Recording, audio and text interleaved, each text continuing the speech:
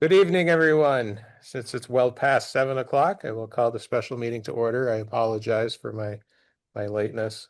Anyway, here we are. Before we begin, is there any public comment not related to our agenda tonight?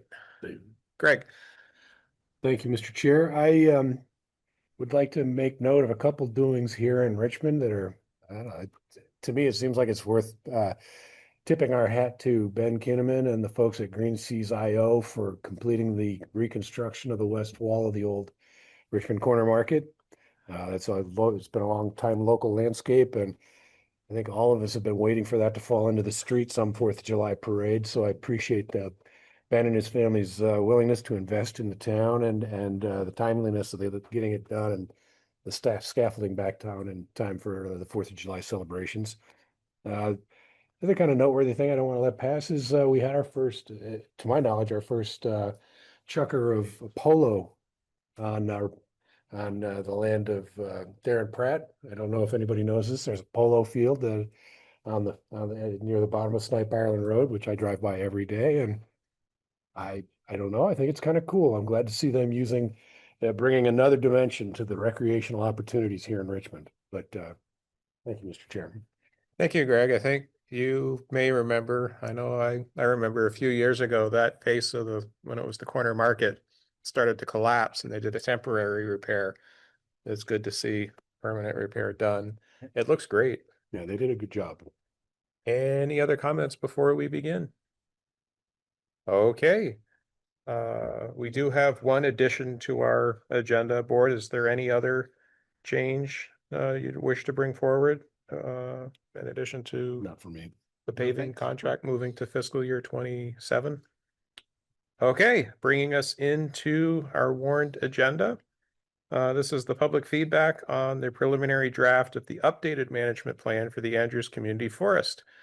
Who would like to speak to this from the Andrews Community Forest? I've got a couple words to say. My understanding is this is mostly just the feedback Yes. session for listening, and not necessarily a public hearing with back and forth discussion. So I'll just read what I have here, and then I can't wait to hear what folks have to say. Good evening, everyone. My name is Sam Pratt, and I serve as the co-chair of the Andrews Community Forest Committee. On behalf of the committee, thank you for being here tonight. We've been hard at work on the management plan for quite some time now. And last month, 7 of the 8 members of the committee voted to approve the preliminary draft of the management plan, with 1 member not present for voting. We are seeking feedback as we refine the plan and generate a final draft. We're here to listen to each other and share perspectives so that we can finish this plan the right way. We are proud of the draft, and at the same time, we know that no plan of this scope will fully satisfy everyone.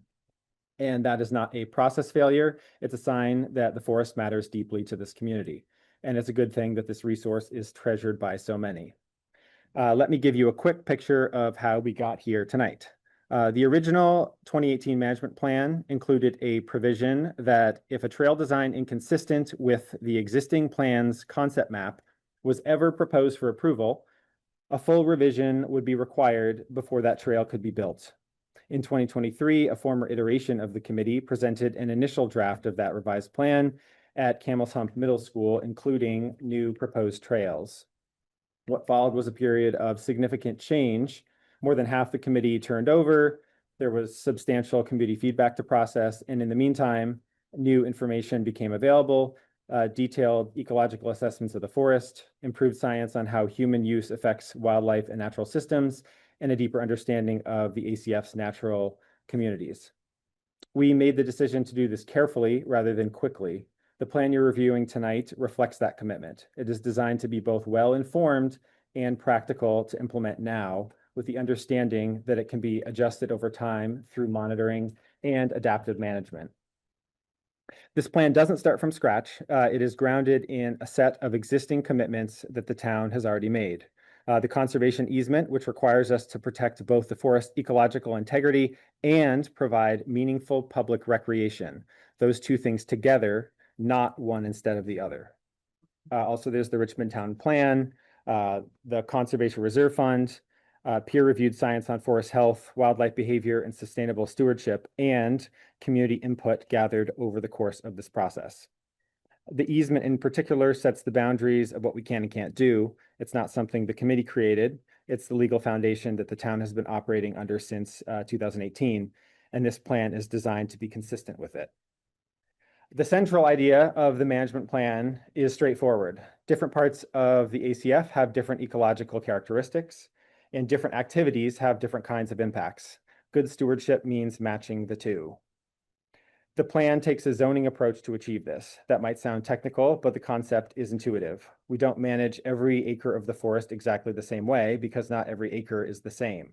Some areas are more resilient, more accessible, and better suited to active recreation. Others are ecologically sensitive, more rugged, and home to wildlife that depends on lower disturbance.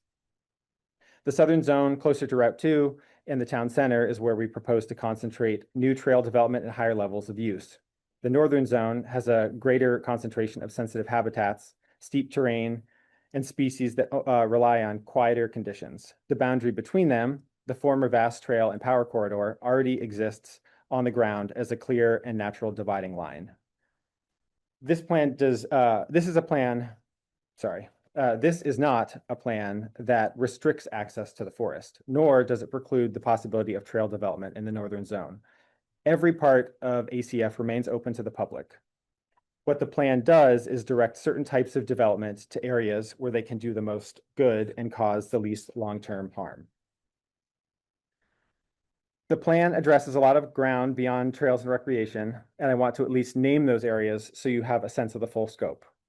There's a new introduction and public access section, governance, including updated right-of-way information, cultural history, recognition of Indigenous stewardship of the land, the agricultural history, and the generosity of the Andrews family, ecology, the forest's role in the broader landscape, and the science guiding our management approach, recreation, maintaining existing access and creating a framework for future trail development, forestry and agriculture for continued ecological forestry practices, and education for expanded opportunities for schools and community members.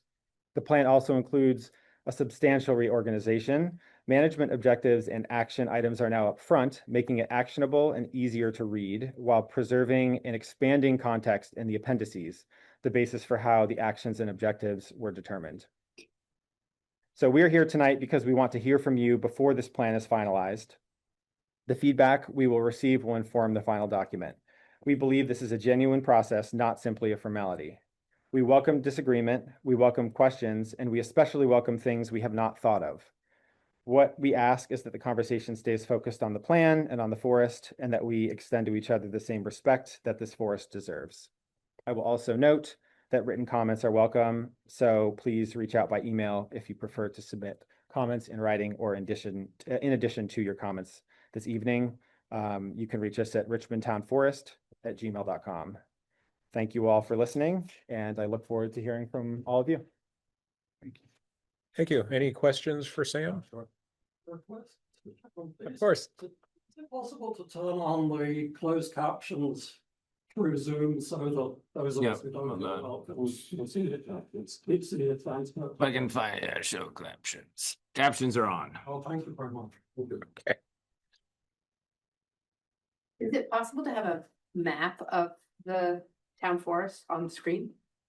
I The think I can plan. pull that up. Let's see. You want the management, not the FAQ. The map or the plan? The map of the plan. Okay. The like, let's see if this is what you're It's looking showing for. designated trails and sensitive area, just sort of. Bard? David, just a point of context, I know we've received at least a few emailed comments that I'm not sure we need to read them, but I just wanted to note that we received email comments from folks who I think won't be here tonight. Okay, I'm just seeing one for the first time now. I only get town email on my iPad, which I didn't have at work today.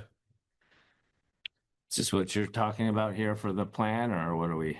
There's a map. So scroll down. Yeah, I'm not sure which page it's on. I think it's, there's a couple by section E and F. like end of E. Okay, Sorry that the table of context is not, contents is not clickable.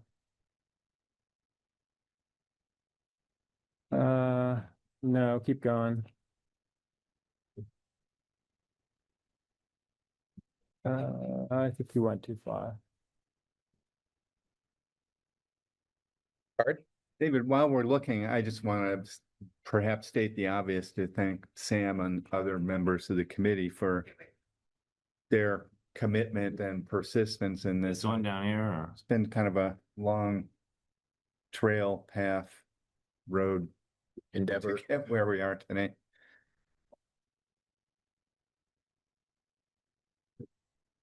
Yeah, you're in the appendices, so it's like probably at least 10 pages north of here.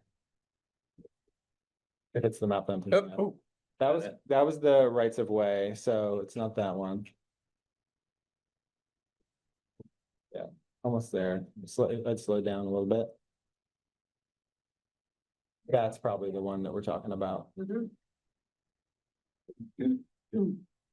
Penny, did you have a question or a comment in regard to this slide, or did you just want I it up? just think it's helpful to reference if people are talking about things.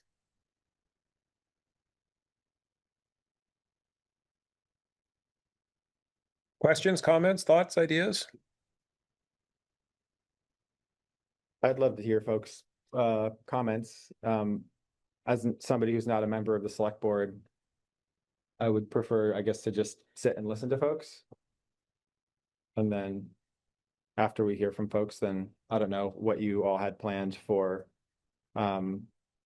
format.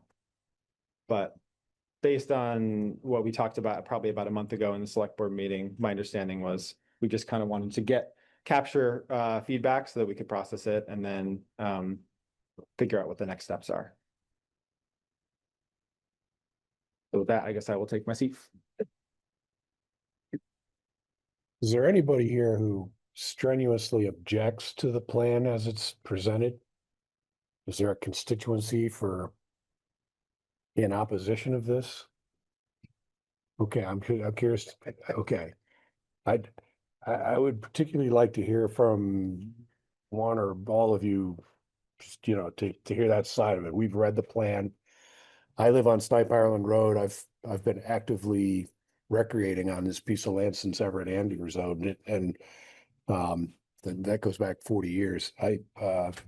So you know, I'm well familiar with the property, but I would just like to give an opportunity to any of these people who just raised their hands to explain what your objection might be. Go ahead.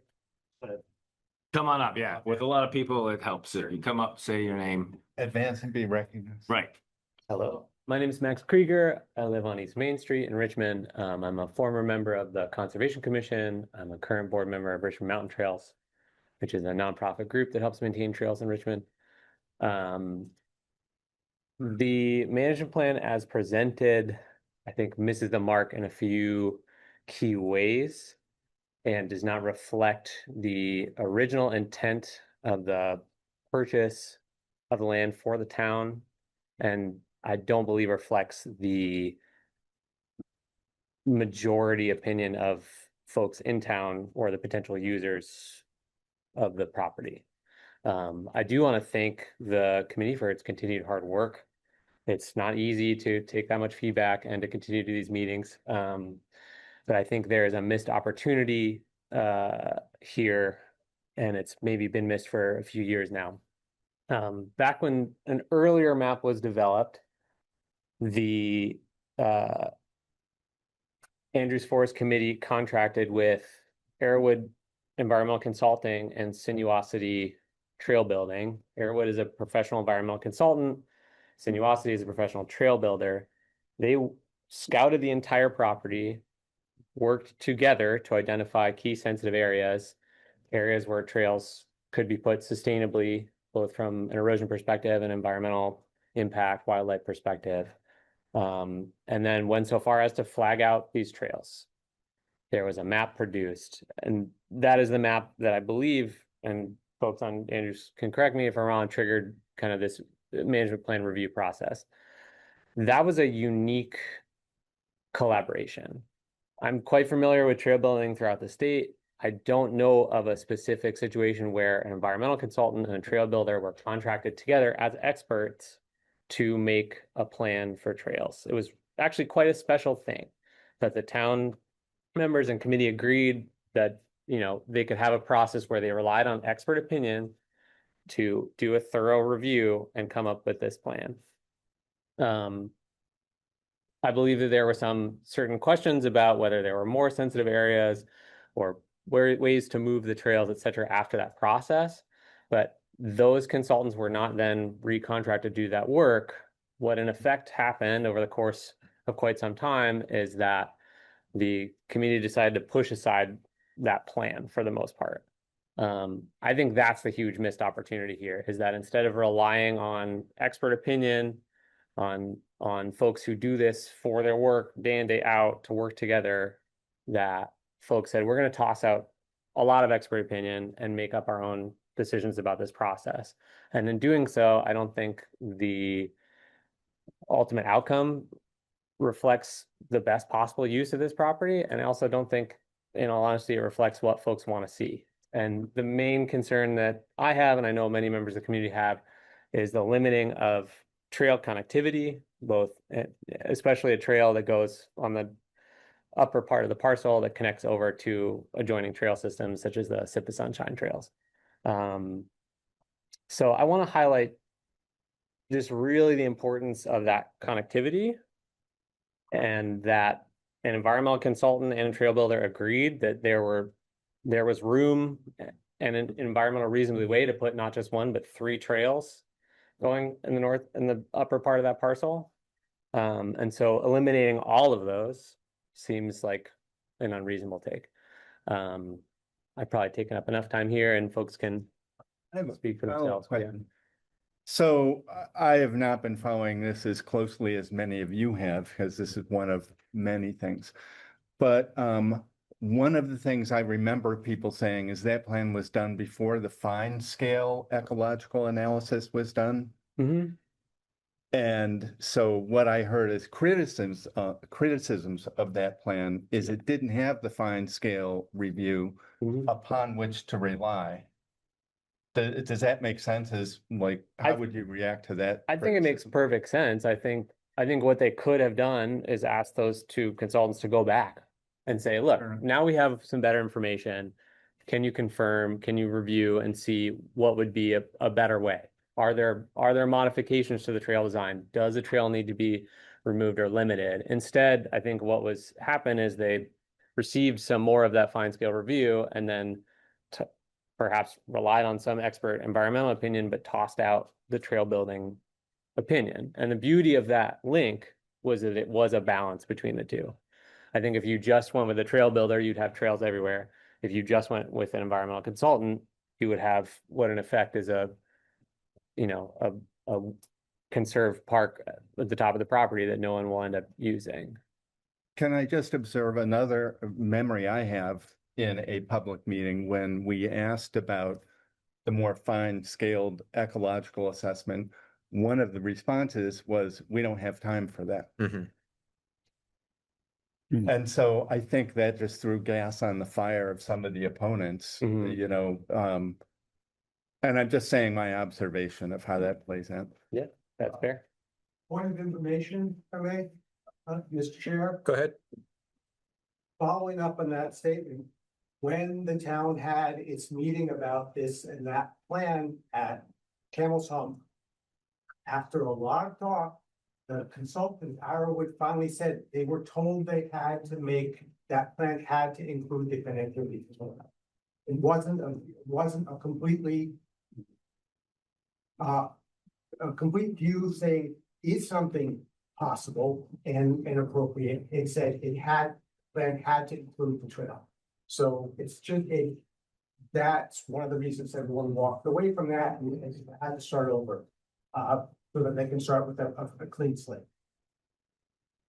Okay, I see your hand. We did have Yeah, a bunch in the back for. Yourself, fair too. comment. John Carp, right? Yeah. Thank you. There's also. In the back, go ahead. Me? Yeah. Oh, great. David, there's also a hand up. Yeah. The three in the back were first. I, My name's Merrick Gillies. I live on Church Street. I just moved back to Richmond 2 weeks ago from Bolton, where I spent the last 5 years. I wanted to zoom out a little bit just for sort of the time I'm allotted to give a comment. I just served on the Planning Commission for Bolton for the last 4 years, and during that time, I went through the process of making a town plan. We received an incredible amount of public comment with folks having opinions all over the board. Came to a consensus to make a plan. It's a very challenging thing. I really appreciate the committee's work on this subject. I think the one thing here that, really has been resonating with me is that while I share similar opinions to Max on sort of the location of some of these trails and some of the nuances of how the forest is being used, I think there's been a real disconnect from the ability for the general public to interface with this process. We have a very technical document that's very hard to digest. I know there's been a lot of work to make it digestible, but at the fundamental state, fundamentally, folks have been asked to give comment on this for over 8 years now. There are many folks who are busy who can't be here tonight. There's many residents who live in this town who would appreciate a space to be able to travel, throughout the landscape in their only larger section of town forest in the town. Many of those folks are not here tonight. And I think the challenge for me reading this plan really is there's a lot of restrictions placed on where the public might be able to interact in certain ways in this parcel. What there isn't is a plan produced like a trail plan to sort of show the public where those might happen in the future. And I think that to me is a major challenge, because where there's a lot of discussion about focusing, trail development on the lower half of the parcel, you can see in that bottom left corner, there's also a lot of sensitivity. There's meadow, there's areas that are not conducive to trail. There's a Velcro power line. The existing trail is a very short loop with very steep access. I've never seen a family park there to utilize the trail network. You don't have old people right now really utilizing these trails. And I think that to me is the real challenge with this process moving forward, where if the town approves this set of plans and then goes to develop them, I think there's going to be a lot of hurdles to develop any sort of meaningful recreation on this parcel. So on my sort of side here, I think I appreciate there's all this sort of guidelines and rubrics, but I think without being able to interface with the general public and have an actual path forward that shows sort of pretty clearly to folks, say, here, maybe in 5 years, if we fundraise enough money, this is what it might look like here. That to me seems like very challenging for most folks to be able to actually interface with. So I don't think I have time tonight to go into some of the specifics and, things. I do this professionally now. I work on trails. I develop trails. It means a lot to me.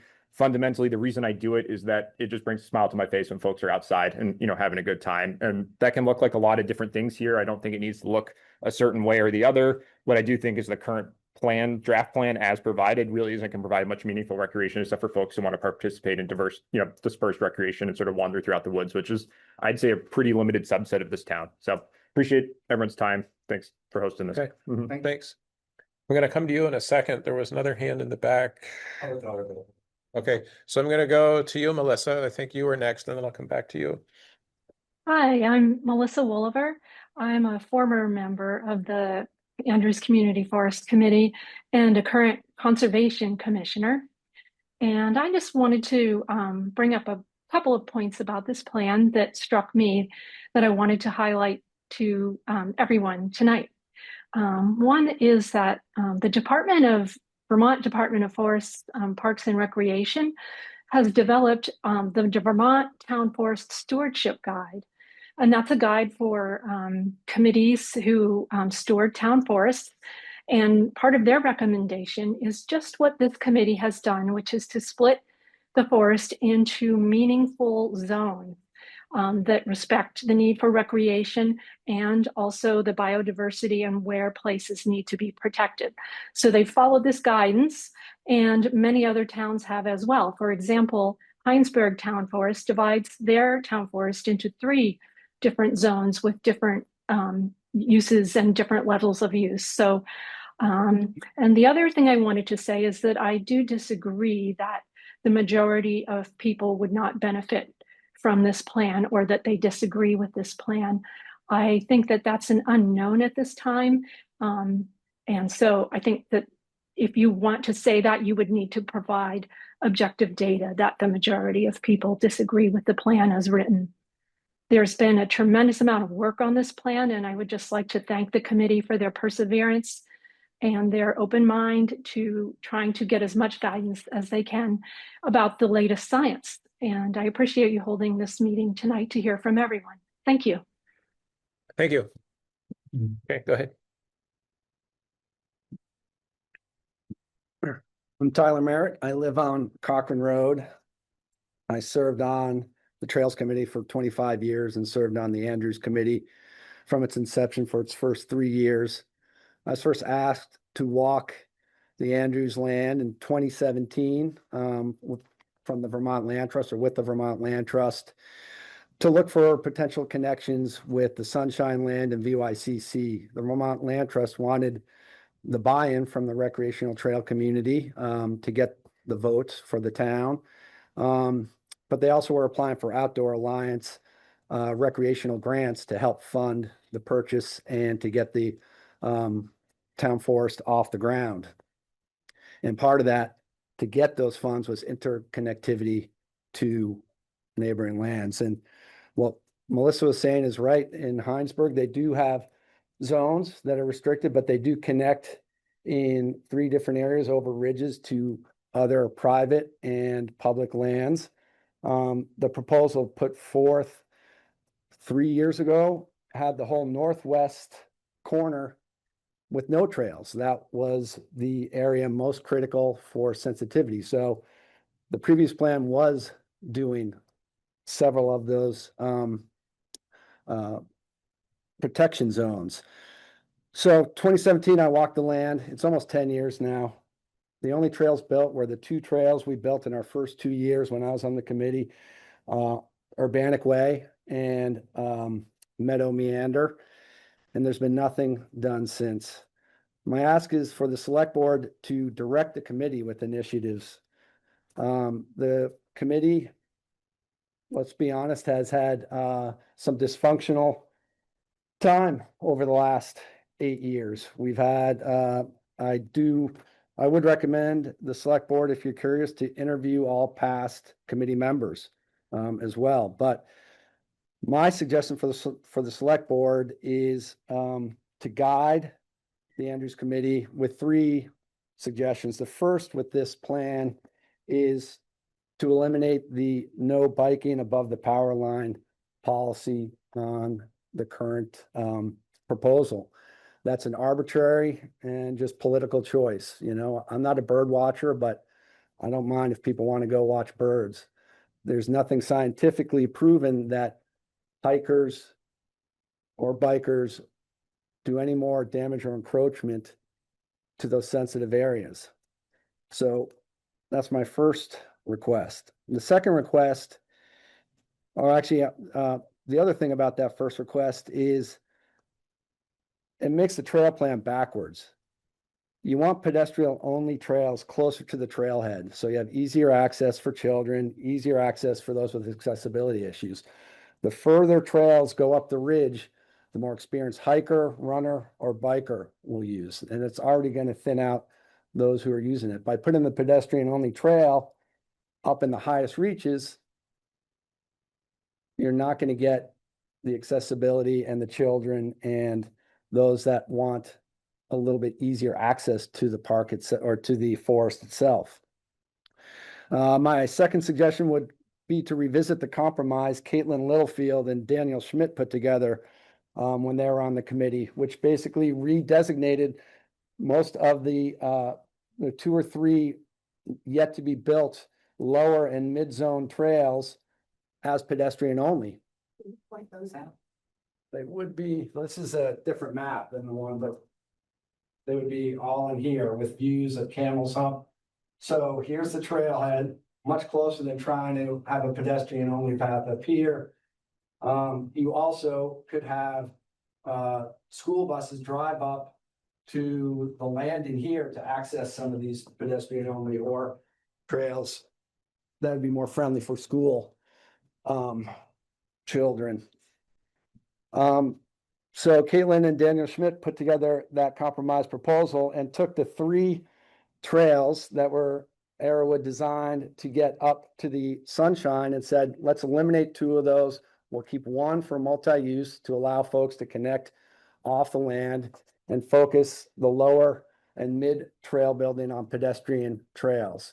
And I thought that was a fair compromise. This is not a compromise. in my opinion. And my third suggestion would be to steer the committee to use the scientific research available to them. We funded Arrowwood for $12,000 and they did on the ground research. They flagged the trails. We could go back and do fine tooth if that's necessary, but they had 2 months of on the ground research. The trails being suggested and designed now are basically Google Earth suggestions, saying this corridor on a map looks like it could be good for a trail. We had on the ground assets. Please use those or direct them to use those. And my final suggestion would be to set benchmarks and timelines for the committee. I think it's been way too long since, again, I first walked that in 2017, and we're sitting here in 2026, still with no substantial recreational opportunities on that land. Thanks. But before you Oh, go, the last thing, in the last proposal, in that 2023, we did a big reach out project and we had a lot of feedback, I think over 300 respondents. Nick Naversky, who was on the committee, did a great summary of it, but these are the hard copies of all the responses. And what you're going to see here is by far the majority of the responses, people want to have the recreational trails on the land. So I'll leave that for you guys. Sometimes it's easier to read than an iPad or a computer. maybe you seem well situated to explain the off-site resources that you're looking for connectivity to. When you say Sip of Sunshine, I assume you mean David Sunshine's the land. downgrade that goes through what was once Carroll's Paradise and out to Jericho Road. But can you give us a sense of where you're looking for connectivity? Yeah, thanks. So, Thanks. David and Carol's Sunshine's land is about here. Yeah. UICC land is here. Yeah. Maplewood land is here. Yep. There's already connectivity to Maplewood land. There supposedly is connectivity to VYCC land, although if you look at the signage at the kiosk now, it says this is not allowed.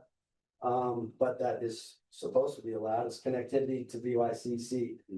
The reason you want to maybe get to Sunshine Land, you can come down, their trails will come out right across from the old Jericho Road Trail.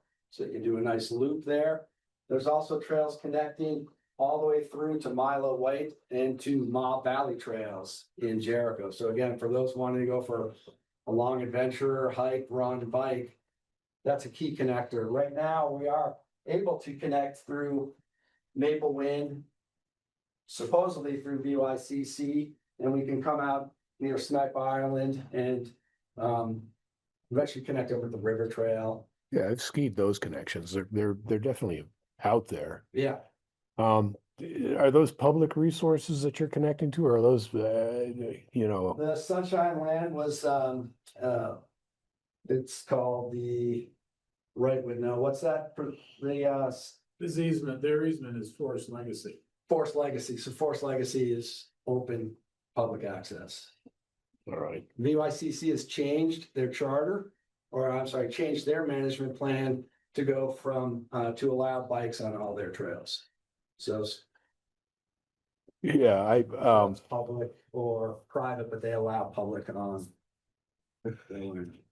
Is it fair to summarize the sort of general opposition as related to increased recreational access underscore maybe biking access? Is that the broad complaint? I think that's a broad complaint. I think if you are gonna put a trail up there and not allow biking, no one's gonna, anyone's gonna use that trail. Well, I use it. Yeah. I mean, I think that the other side of the room here is gonna say that they're here to advocate for the wildlife. Yeah. And that, that's preservationists, conservationists, also the hunting community. But the science at this point proves a biker doesn't affect wildlife any different from a hiker. No, I'm just trying to get a sense of the general consensus here, because I know for many years Sue Morse did a lot of very educational hikes through the northern portion of this land. And there are, interesting communities of animals up there that are not common, or, I mean, that's where a lot of our bobcats are. I think obviously beyond deer, I have moose and bear wander into my yard all the time. Those bigger animals need bigger habitat, and there are increasingly fewer opportunities for that type of thing to be preserved. Whereas, you've mentioned a couple of opportunities, the mobs biking thing, the stuff over behind Cochran's.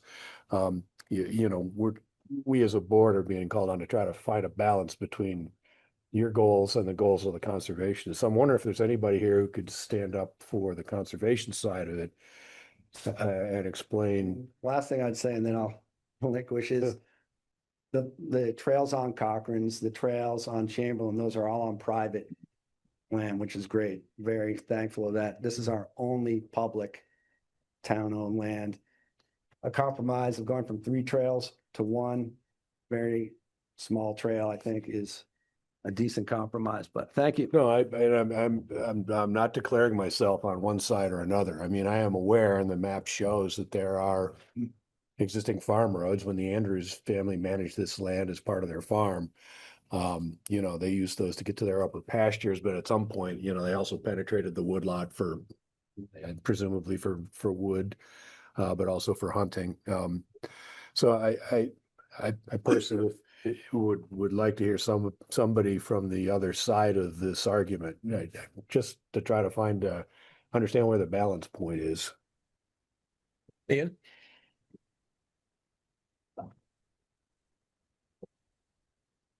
Thank you. Ian, don't forget to state your name. Yes, I'm Ian Stokes. I live on Johnny Brook Road in Richmond, have done for about 40 years.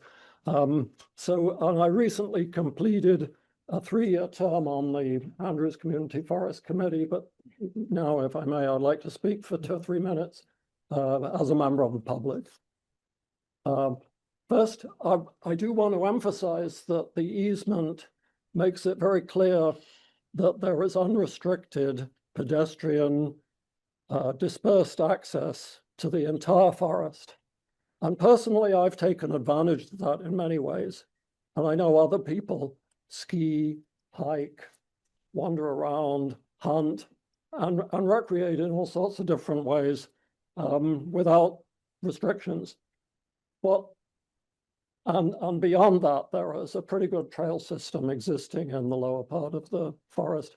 And also, as has been mentioned, the forest roads, former forestry and agricultural roads that can provide access.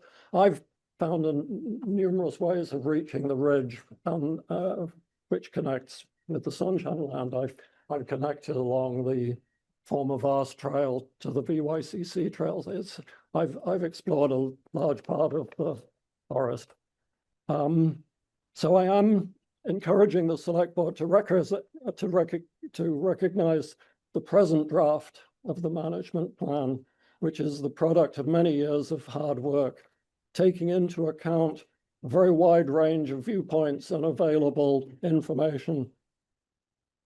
As a process for review by town committees, this board and town residents is in place. I hope that the outcome will be supportive of the present draft, no doubt with some minor improvements. In the Forest Committee, I've observed an excellent working relationship in which members knew and respected each other. The diverse committee membership is aware of public expectations of the forest, as well as weighing information about the importance of the forest in its wider context.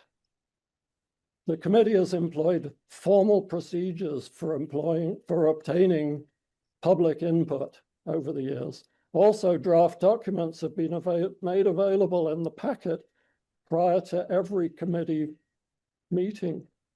People attending the meetings have provided helpful criticism and suggestions.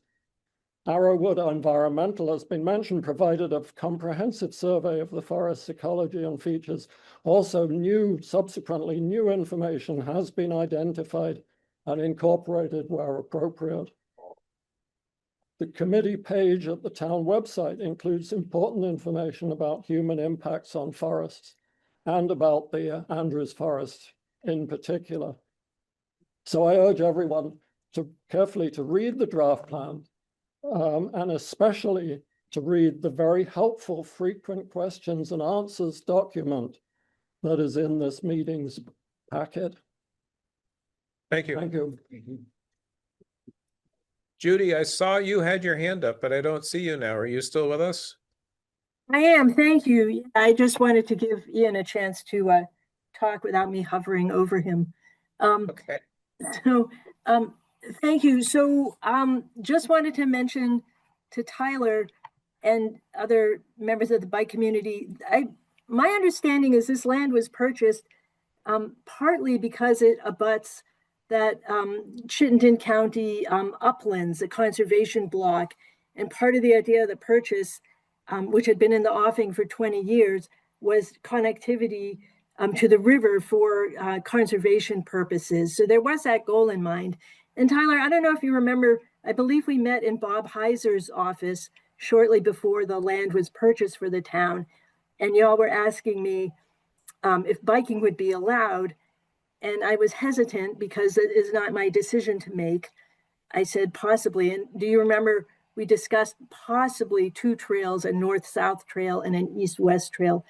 And I just want to remind people of the terrain. I don't know how many people in the audience have spent a lot of time out there, but it's very steep. There are those fragile vernal pools up on the western side, which is why we suggested to Sinuosity and Arrowwood or we actually restrained them to the eastern side. And it's true that, as Max mentioned, that was possibly a poor idea, but we were, we had that, protection in mind. So, and you may remember when those trails were designed, we had asked for 1 and they suggested 3 so that they think there would be an uphill one, a downhill one, and then a multi-use one, figuring that with the steep trails there, it would be difficult for bikers to halt if they encountered a hiker. So there were some safety concerns. And the other thing I remember is that in the trail plan, it talks about a certain amount of erosion happening because of the steepness of some of those trails. So during the, and I did try to keep the Conservation Commission out of the discussions of the ACF because I was thinking we needed to wait till there was something to actually vote on before we stepped in, as it wasn't our purview to develop these plans.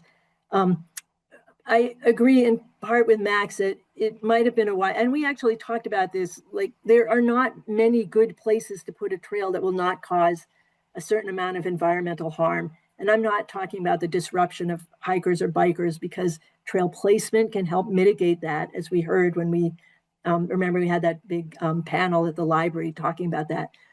But there aren't, in this particular parcel of land, because of the steepness of the terrain, susceptibility to erosion, some of the fragile areas, the connectivity of wildlife, it's pretty difficult to find a perfect place to put a trail. And we certainly discussed it to death.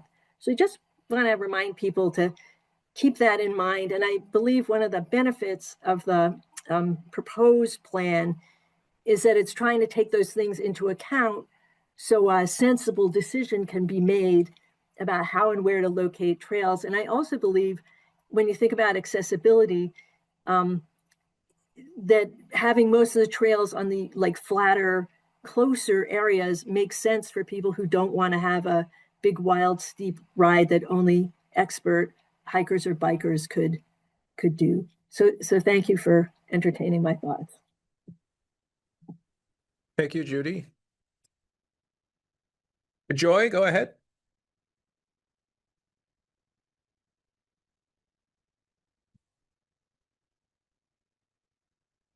Joy, I don't know if you heard me. You're muted. We can't hear you.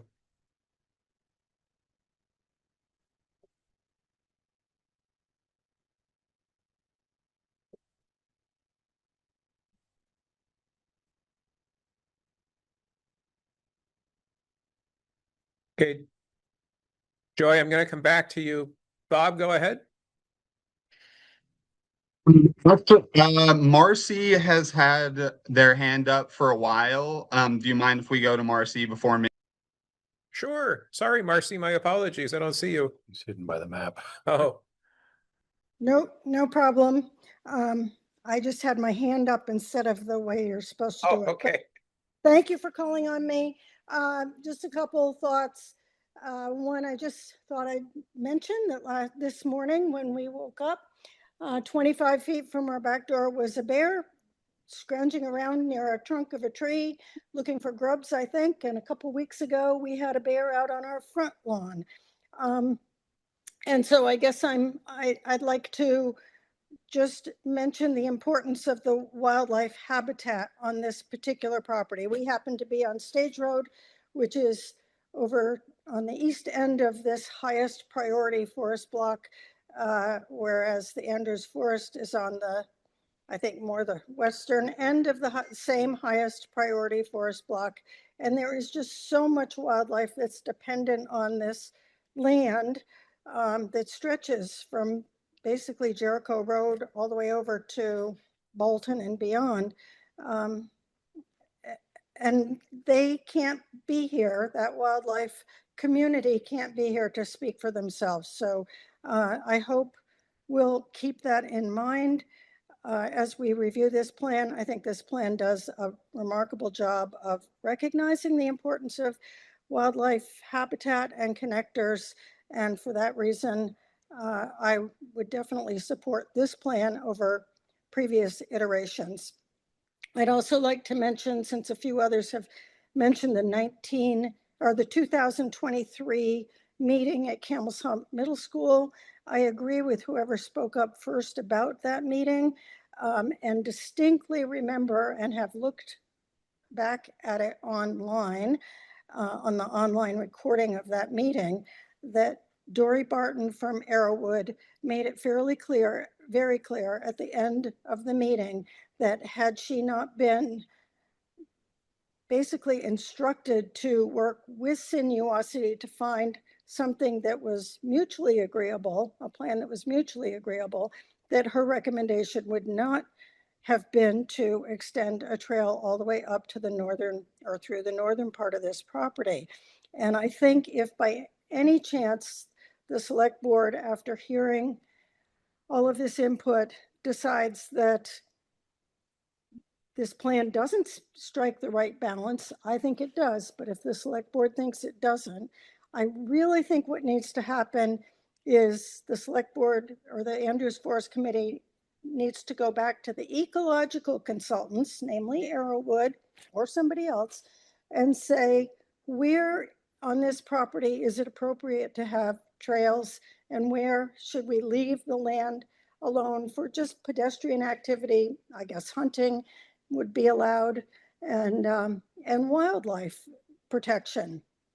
And then once that assessment is done, then go to the trail builders and say, okay, this is the part of the land, the portion of the land where we think trails are appropriate, and then let the trail developers design a plan with those parameters. Thank you, So Marcy. thank you. Thank you. Joy, looks like you're unmuted. Go ahead. Hi, thank you very much for letting me speak, and sorry about that. No worries. I wanted to just mention that I was a previous, I was on the planning commission. I helped write the town plan previously. And one of the items that I clearly recall is that we said we wanted connectivity in our town using trails and trying to keep people off the roads. And as a parent of a 15-year-old, it means a lot to me that we would be able to connect the trails over at VYCC over to Sip of Sunshine. I'd really rather not see my son get on Route 2 and go up Jericho Road. Those are dangerous roads. I know there are kids in the neighborhood over at Lily Pond who have friends over in Southview.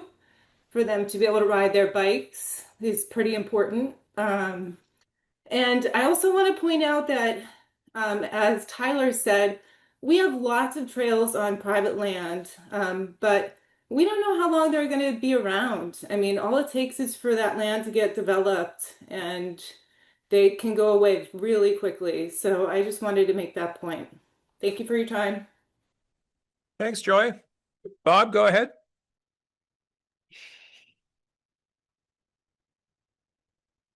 Hello, my name is Bob Galvin. Currently live in Richmond, have been bouncing between Richmond and Bolton for the last few years. I am in support of the balance this plan strikes. And as others have mentioned, just want to give some appreciation to the current and past members of the committee for working for many years to craft this balance. I appreciate the amount of science that was used to inform this plan. As some others have mentioned, but I just want to emphasize wildlife populations of so many species are in real danger.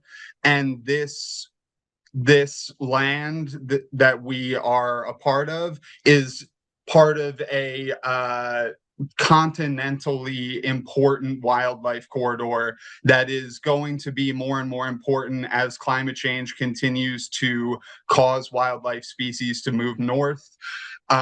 As you can see in this map, there are multiple different important natural communities that are uncommon and increasingly uncommon as time goes on. So I think that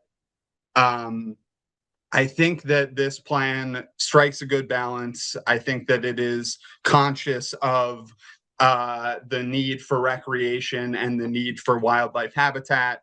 And I just also want to push back a little bit on the claim that there is no evidence that bicycles have greater impacts to wildlife than hikers.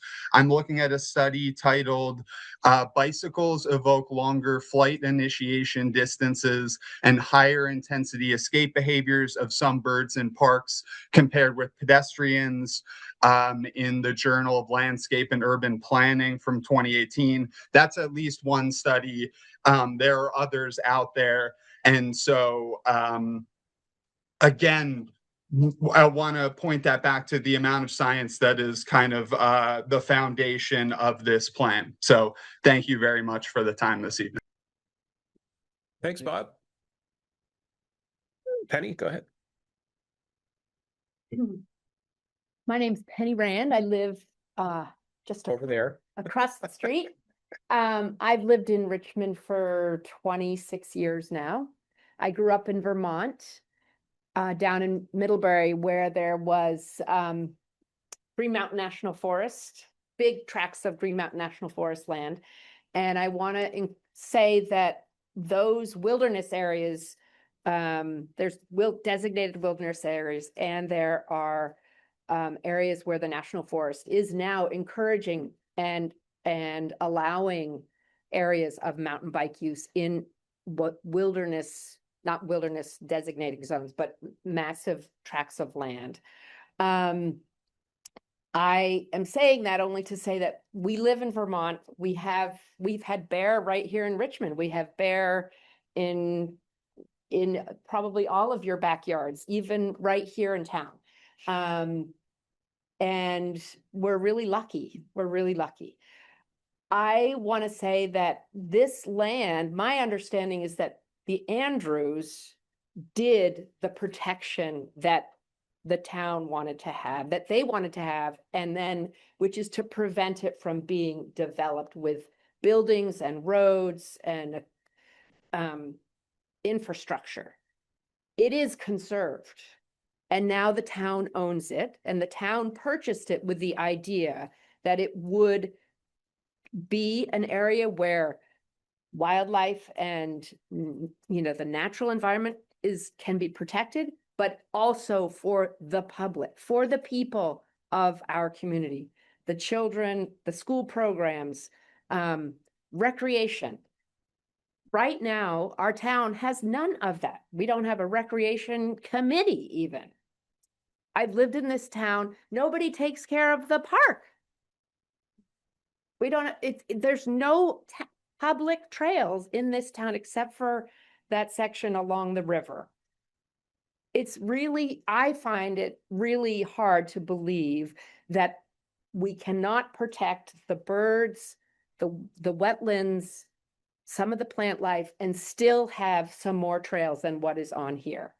I think it's a shame also that at the top of that property is a protected public right-of-way for trail use, that our town wouldn't want to encourage that kind of connection to another trail network, which is wonderful for the people who live just north of there, for the people who want to drive there and go use that. We need that in our town. And we have not done anything like that in the 25 years that I've lived here to encourage that kind of trail use. It's a real shame. And we have a lot of beautiful recreation in our town, thanks to private landowners allowing public access for free. That is not our town doing that for us. We can't even hire someone to maintain a garden at our town gazebo. We bought this land. The Andrews did the work. They conserved it, protected it from development. We can allow a few more trails and still have the wilderness and the wildlife that goes through that area. So I really want to encourage our community, our town, you guys, to encourage some form of public recreation. I feel like you owe it to the people of the town and the children. Thank you, Penny. Yep. You in the back, and then I'll go to Chelsea. Hi, everyone. My name is Gunnar Nurmi. I live just across the street on Depot Street. I serve on the board of Richmond Mountain Trails, and I also work in land conservation. So I feel I kind of see both sides of this. And I feel that this proposed plan does not strike a good balance for the town. First of all, I'd like to, thank the committee for the amount of work that went into this, seeing all the ecological data presented in the plan, all the different maps, and the clear amount of work that went into assessing the ecological values of the property is great. But as we've been talking about, it's a balance. Point of publicly owned conserved land, particularly town-owned conserved land, is a balance. And I think the balance that we've been discussing here is on connectivity, and that, is that habitat connectivity or trail connectivity. I really appreciate some of what Penny was saying about how the property is conserved. There's a conservation easement on it held by the Vermont Land Trust. That conservation easement includes ecological protection zones, surface water buffer zones, other things that are never going to go away. That on top of ensuring that the property remains forested and isn't developed into housing and stuff that would seriously impact the wildlife habitat and the ability of wildlife to move through the landscape up there. There's also restrictions in the easement that protect the hypersensitive areas of the property. But the other side of the balance equation, public access, which is another reason the property was protected, doesn't feel like it's being reasonably met if a large portion of the town and the user group are prohibited from, a form of recreation that many folks here do is prohibited from the vast majority of the parcel. Trail connectivity to the Sunshine Trails and trail connectivity in general here in Richmond is a huge asset for our town. And it feels like that form of connectivity is being severely undervalued here. And like others have said, work went into assessing where a carefully sited trail could go. A carefully sited trail would not have significant impacts to wildlife, especially on a property that's conserved and we know it's never going to be developed. So I'd like to see the committee go back, take a look at the recommendations, and consider carefully sited trails that allow people to get out, allow everyone to get out on the property, no matter how they'd like to recreate, allow them to connect to other of our amazing conserved and publicly accessible lands like the Sunshine Land, while also being mindful of the ecological resources up there. And I think there's room for both. And I don't think that's represented in this version of the plan. So, thank you. Thank you, Gunnar. Chelsea. Chelsea Gross, resident of Richmond. I currently, for transparency, serve on our planning commission, but has nothing to do with what I'm talking about here. So I want to sort of just touch on two things, I guess, try to keep my mind organized. First, this parcel and sort of the general landscape, and then second is sort of this trail concept and talks. So I actually live sort of on this ridge that we're talking about. I live on the other side of the ridge, sort of the other side along Jericho Road. And the land, I think, here is really similar to on what I'll call my side, right? It's super steep in areas, and you can see on these maps, there's like tons of perennial streams and there are mapped wetlands and vernal pools.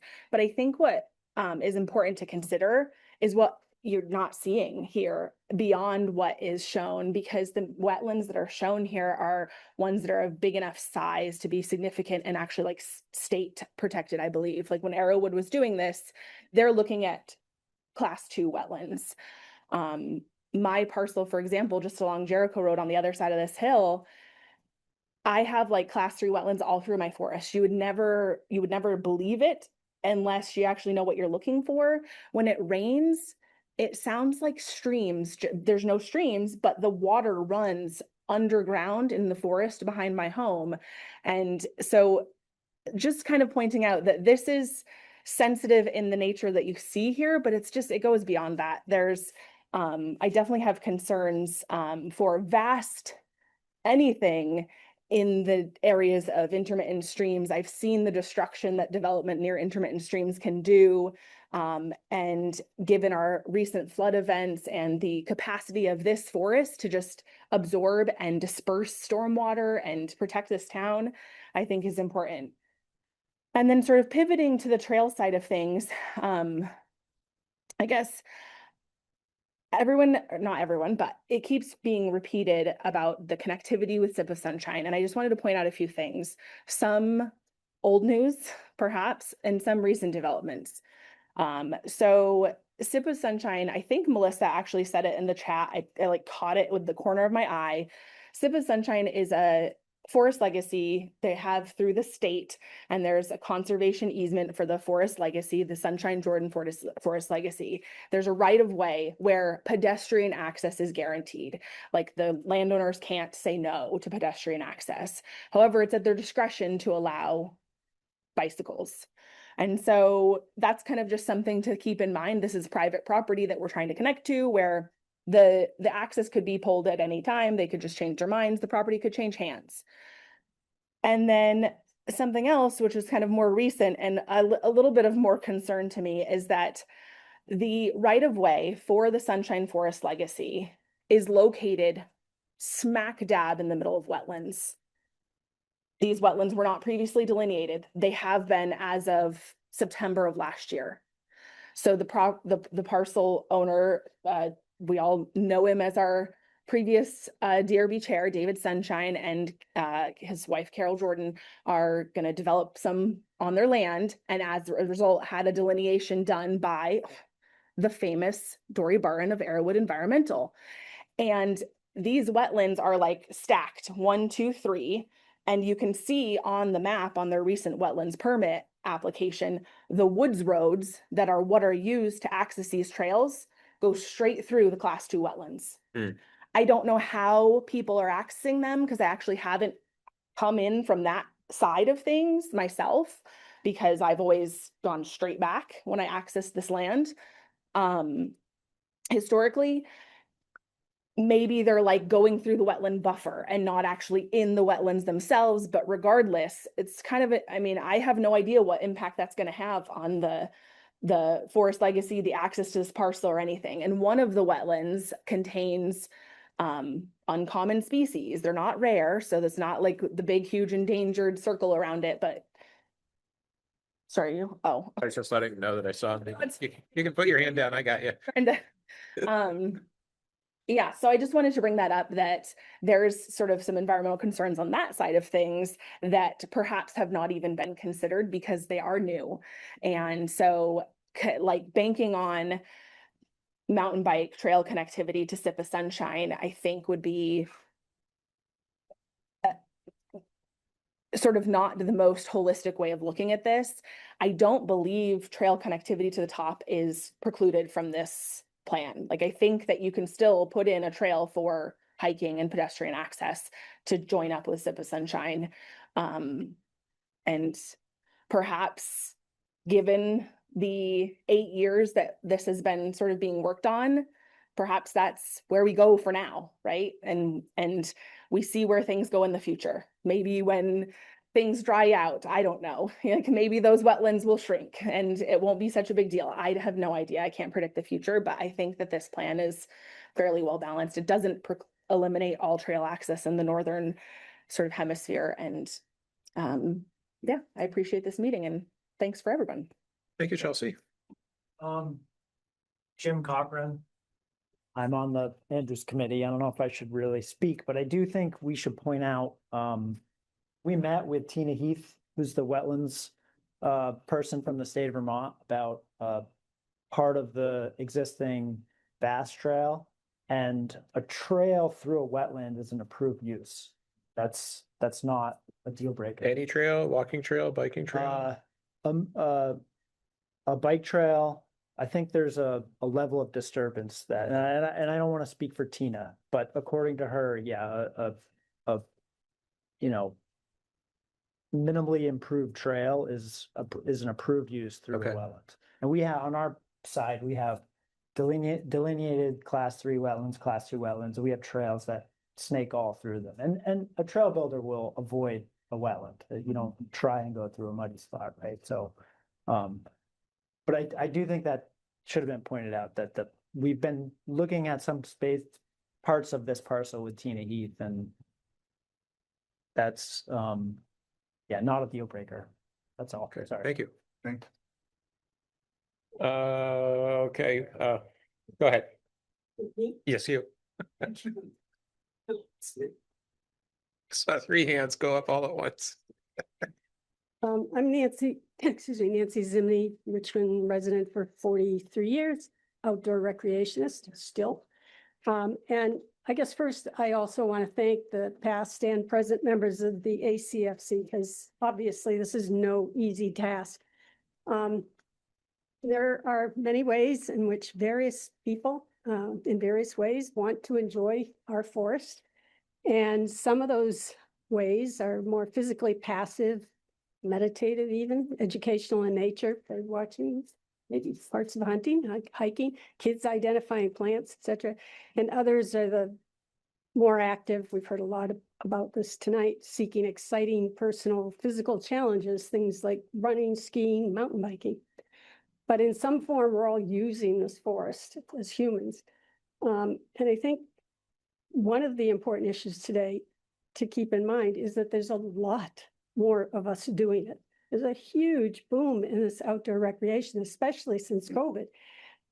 And I think it's fair to say that not just here, but that whole increase has been led by the sport of mountain biking. And why not? Mountain biking's fun, it's healthy. And if it's nearby, it's convenient. And it makes money. So I think this boom really puts the gas pedal down on the side of outdoor recreation. And in many ways, I think specifically one type of outdoor recreation gets talked about an awful lot, and that's the mountain biking. And I don't think we should avoid that. I think that's just true, factual. So I want to remind people from Richmond about the wording of that foundational conservation easement that people have also previously talked about tonight. And that it said that permitted human uses of the ACF were contingent on not damaging its natural resources. And interestingly to me, who many years ago sat down and actually read that thing word for word, in the conservation easement, the wording also said, and I think this has gotten lost over time, but it also said that if conflicts arise between, excuse me, between the human uses, the permitted uses, and the natural protections, that natural protections should take precedence, at least in some areas. They didn't necessarily say in the entire forest, but in certain areas. Somehow that's sort of gone away and nobody ever says that. So yes, certainly the easement asks for recreation and conservation, but I think the spirit of that conservation easement was certainly saying, watch out for these incredible natural resources we have in the forest. So what do you do? Well, it's a quandary, getting a fair balance of recreation and conservation. And this is certainly not unique to Richmond. It's nationally, it's even global, precisely because mountain biking is so big, outdoor recreation in general, and especially mountain biking. So how has our own ACFC, the committee, managed all this?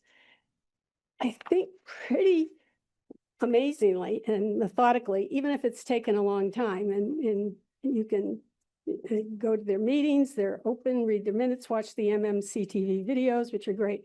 But they have pointed out some very important things that I think have to be kept in mind whenever however we're going to use this forest, we humans. One is that ACF, or parts of it at least, are considered a highest priority forest block. That's defined by the state as land that's considered ecologically critical. Not, yeah, it's okay. Ecologically critical for maintaining the state's unfragmented interior forest habitat, wildlife connectivity, and climate resilience. That's worth preserving and protecting.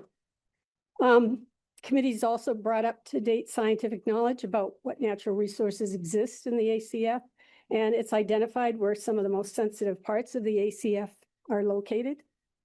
I also think that they've helped us, meaning the public, face that recreational trails are not as benign and innocuous as we all think they are, or as we humans all want to think they are. They have effects. Some of the research on that's been out there since the 1980s. And it's interesting, it's probably just human behavior, but when you're doing something you love, some of that, picky sort of nasty little information you don't want to hear about, you put aside. And I think that's what's probably happened. But what's interesting is that the committee in this management plan has incorporated methods of acknowledging those possible effects and also mitigating them through things like establishing buffers and zones of influence. So it's easy to get overwhelmed by the volume of information. Somebody was complaining about the complexity of it. I think complexity for me is better than simplicity that just lets you live in your own little world without any of these nasty little details getting in the way, and keep your own points of view and not be challenged by information that may challenge what you think you believe. I think people can also get carried away with just saying, look, we want it, we need it. And I'm not saying that there aren't real reasons for trail development, and neither does, by the way, the management plan. Within that management, the revised plan that the committee's putting forward, there are mechanisms for developing new trails. They just have to meet some guidance. So I think that luckily, in my view, that the ACFC has resisted a lot of this, because that gas pedal is down on the side of outdoor recreation. This balance, we always keep talking about, everybody talks about it. It's an ideal, it's really hard. There's no bear, bobcat, fox, salamander sitting at this table or in the audience. As somebody previously said, we're the only ones who can speak for them. And as Sue Morse has said in the past, when we ride our bikes or hike or do anything in the forest, we're going through their kitchen, we're going through their bedrooms where they procreate. And if we're pushing them out, if there's even a chance that we're pushing them out, to go somewhere else, And I think there's an assumption by us, we humans, that nature is infinitely resilient. It can cope. And I mean, you know, we're just putting a trail in here. We're not building construction or mining the mountain. So it's nothing, but it's not nothing. And we're finding out every single day more about how it's not nothing. So I'm glad that the ACFC has taken a very, maybe long, but thoughtful look at all this and the notion of human exceptionalism, that our lives matter more than those of other animals. And they focused instead on a measured and scientific-based approach to managing the forest. They did some really hard work. They didn't do it on the basis of just emotion or allegiance to a certain group. They did look at a lot of things, I thought, and they applied the current literature. They've operationalized what minimal impact looks like. People have said, oh, I'm sure we can do this. We're not sure we can do this. We've got to know, we've got to have the information. And they have tried to operationalize what minimal impact, it's easy to say, but what does it actually look like? And they've tried also to do other things that haven't been mentioned, align the plan with other town documents, and put the ACF into, I don't know, it's right to call it compliance, but make it consistent with statewide Vermont conservation design issues statewide. So we're doing the same thing as the state is doing.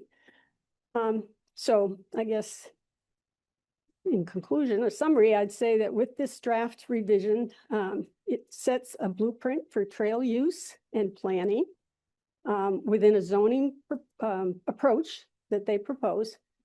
And with that, all that, they've done exactly what the conservation easement wished for in the ACF. Protect what nature needs to be sustainable, so we'll have it here for many years to come, and still accommodate what the humans want, not just for one outdoor recreationist group, but for all the different types of outdoor recreationists that live in Vermont and want to benefit from the ACF. Start low, go slow. It's never a bad idea when you don't have all the information. And so the plan is a beginning. It has guidance within it to take it further as more information comes about. Maybe they're thinking it becomes too restrictive. They can find out this over time. Humans are not known for their restraint. They like to go, and have what they want and have it now. And I think this is a great place to start, and it can go in a lot of different directions in the future. So thank you. Thank you. Thank you.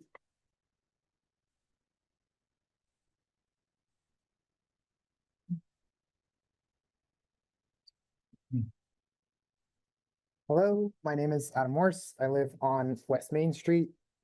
I'm going to try to be brief. Thank you. There's a lot of debate about this, and I think there's a lot of great points that have been brought up tonight, and I think that any one of them can be debated. We can, we can push studies one way or another. The goal of coming forward tonight is to just express that I think there's more work that needs to be done to approve this management plan. And to get data on that, I think it should be voted on by town members, town meeting day. We have process for this. There's clearly a lot of opinions that are being stated tonight. There is some scientific evidence that's being submitted. And I don't want to talk about all of that because we'll just get lost and this meeting will never end. So I personally do not agree with the way that the managed plan restricts certain uses above the power lines. I will not use the town forest because I moved to this town to be able to enjoy the outdoors and recreation. And without connectivity, I most likely won't use this space because there are lots of recreation spaces in town with connectivity. I work professionally in, with town forest committees. I've been involved with development projects. I would love to see the same enthusiasm for conservation that's been brought tonight for a lot of the private land that's being developed throughout Chittenden County. Forested spaces are very valuable, especially in Chittenden County, the most populous area of Vermont. There are large forested blocks very close to our neighborhood. Cochran's land to Sleepy Hollow and Fred Johnson Wildlife, Heinsberg Town Forest. There are large forested blocks, and we're on the edge of another large forested block as we look to the east.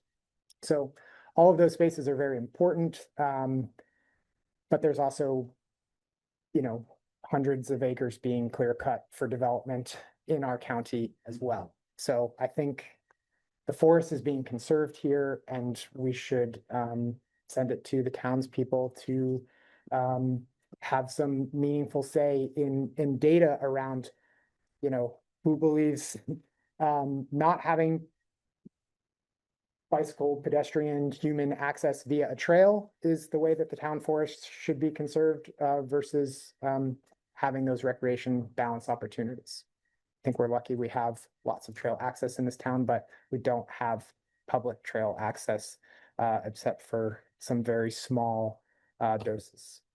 So, thank you. Thank you, Adam. Go ahead. Yep. Hi, live on Pleasant Street. Okay. I see this current version of the proposed management plan as a culmination of a bait and switch. I look back at the front porch postings, front porch forum postings going back to 2017 when different entities were trying to get people to vote to get the property, and everybody mentioned some type of recreational use. And I feel personally that time in the forest is important for human physical health and mental health. And this plan really limits that access. And in fact, a lot of those trails and what they propose, the trail placement, have already been in place. People have already voted with their feet. They stink. Nobody uses them. I drive by that parking lot constantly and never see cars. I think Tyler checked a log book a number of years ago, and over the course of the summer, 38 people had logged in. No one's going to use it as it's currently situated. Nobody wants to walk on the vast trail. It's just not workable. And I think it's also important to look at this management plan through the lens of kind of how we got here, right? I've followed this since the beginning. It's been 9.5 years. We've been debating this and going back and forth. And I think it's important, if you're going to vote in any direction, you look back at the history to how we got to this point. I think part of how we got to this point was the toxic behavior from a former select board member. If you look at the front porch forum posting from when Nick Neverensky and his wife resigned from the Andrews Forest Committee, you can see what was happening behind the scenes and how his anti-trail feelings influenced members, and as far as I know, resulted in at least 5 resignations. And I don't think those type of tactics are right or correct, especially in a small town. Secondly, I applied to be on the Andrews Forest Committee and was met with Jay, and I think you were there and Bard was there. Bard was happy to pile on. I want everyone to go back and look at that meeting. You can find it online and see what the anti-mountain bike sentiment was from current select board members. It's the town forest, it's a community forest. It should be open to everybody. It should be open to recreational users. And I think in this current configuration that's not realistic. and people have said, oh, you know, there's a framework or a rubric in place. Well, I'm looking at everything here that they've said is sensitive. If you look at the rubric, it says 300 feet from any sensitive area. That's 100 yards. So basically you can rule out the whole map. There's never going to be a trail in there if this is approved. I can guarantee you that. A lot of what Brad cribbed from the state of New Hampshire on one of their ecologists' website about building trails. I had an hour and a half long conversation with that guy, and I explained what was going on with their Andrews Forest Committee and what we were looking at, and his comment was, well, you know, you have to make the trails interesting if you're going to build them for people to show up and use them. And I don't think any of what their rubric is going forward to put in any trail is going to be something that people want to use. And the second thing, or another point of unrestricted dispersed access, all the metadata I've read is that's the most intrusive to wildlife versus channeling people through a specific trail network. So like on one side of the mouth, we're saying everything's super important wildlife, but then you can basically go wherever you want, disturb whatever you want. I don't see how that makes sense. And lastly, when Brad first started using some of the language that I found in the this rubric or proposed, he wasn't on the committee. There's committee members considering it, and my ask is, if you're going to use this to limit recreational access, that you would then live by the sword and only take a pledge to only access areas that meet those specific requirements. So you can't build the probably the most popular trail in town, the River Shore Trail. Can't build that. Can't build anything that's already existing in Preston's. Can't build anything that's currently in Cochrane's. You can't build anything that would go to the top of the mountain, like at Camel's Hump, the Burroughs Trail, any of that stuff.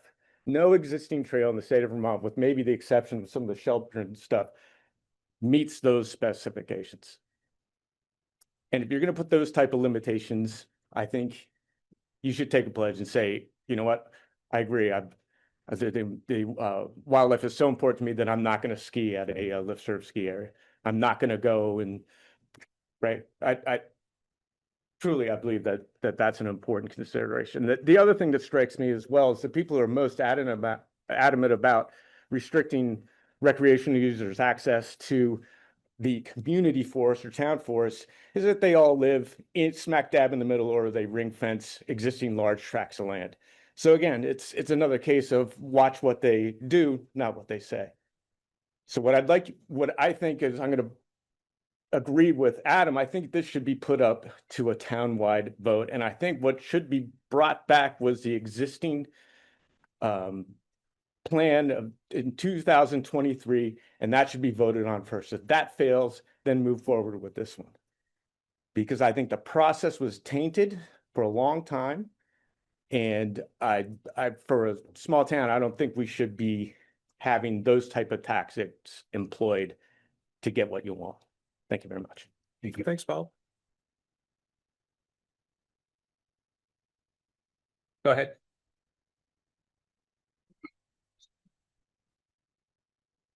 Hi, my name is James Patterson. I actually live in Waitsfield, Vermont. But I kind of have an interesting tie to the land, as my grandmother, Ellen Andrews, grew up on the farm. Her brother Everett took the farm over and ran it for many years. But now I am a trail builder, designer.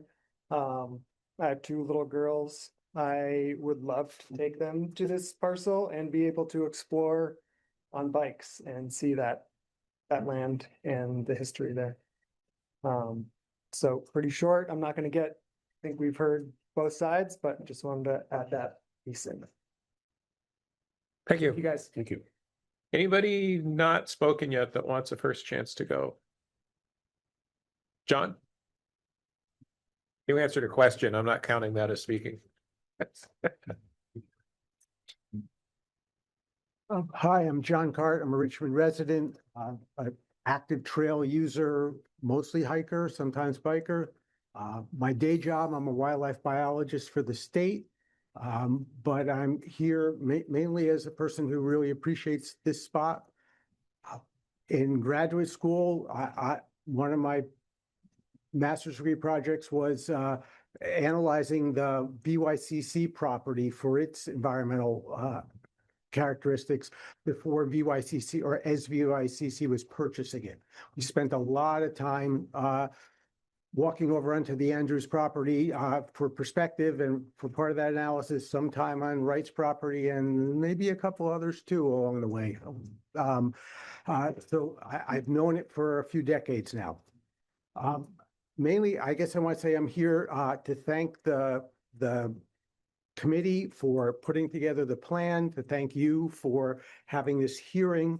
I want to say, you know, and my perspective on this is that the management plan and the committee's role is managing it not just for bikers versus wildlife, as was said earlier today.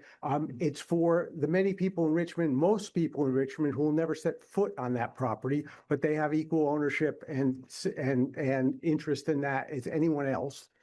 As well as people, you know, tomorrow. So for future generations, and the plan should be based on that and not necessarily hit maximum speed from the start.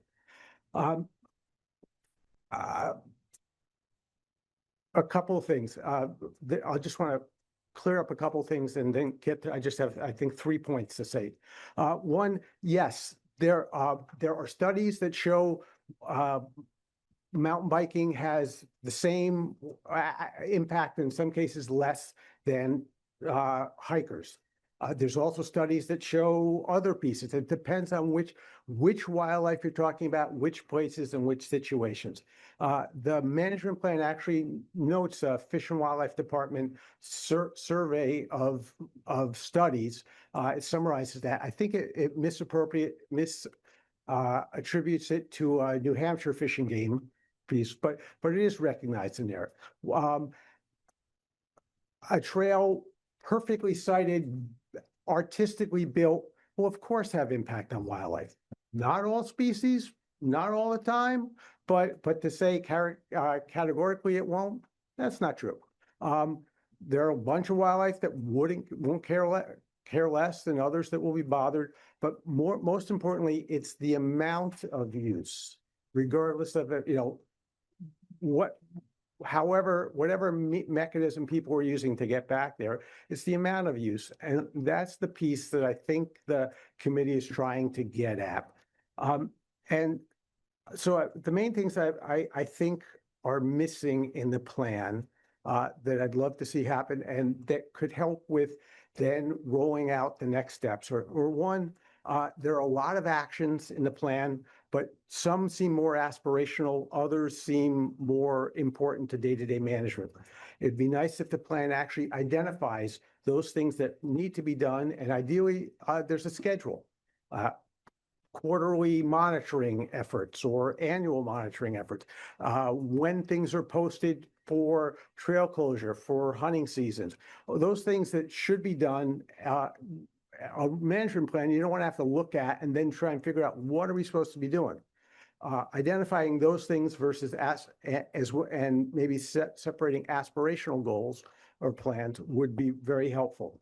And then the other piece being, there were a number of places in the plan where it said, or I'll quote one, establish a monitoring and maintenance plan with reporting and adaptive management based on impact, use and impact.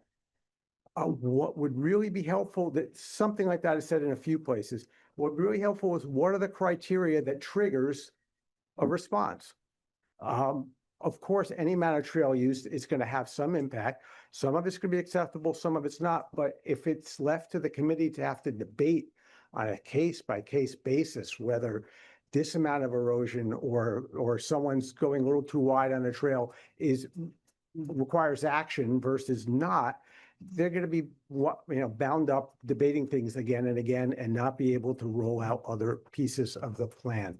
So hopefully this next iteration version has some key criteria for evaluating what, and some triggers for when action needs to be taken or not. And then the other piece I would say is, as part of developing that, maybe pick a few important places on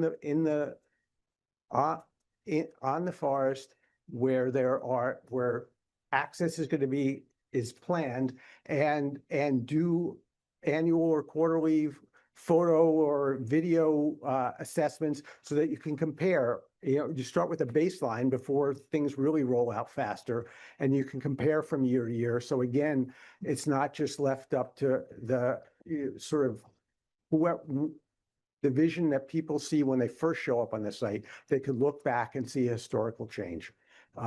So I think those couple things added to the plan would make it more helpful and would make it easier for people to understand when and where additional trail use is inconsequential or minimal or acceptable, and where things start to need to be dialed back, regardless of what mechanism, whether it's on wheels or on foot. There'll be times to adjust. So I'll leave it at that. And again, I appreciate the time you're giving us tonight, the time the committee put into this, and hopefully we could look forward and not keep looking back over our shoulders. Thank you. Thank you. Thanks, John.